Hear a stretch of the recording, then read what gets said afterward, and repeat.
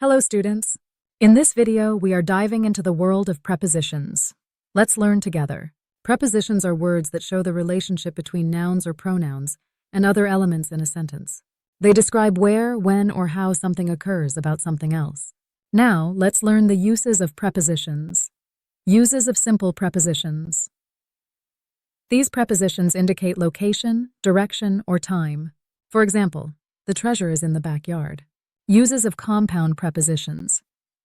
These prepositions consist of two or more words that show relationships between objects. For example, the dog is sitting in front of the room. Uses of phrase prepositions.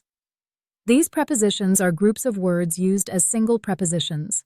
For example, in spite of the rain, we went to school. Let's look at how prepositions work in sentences. The backpack is behind the door. Birds are flying above the tree.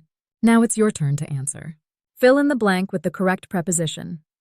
Shelley was late for school. Jammed the traffic. Share your answers in the comments.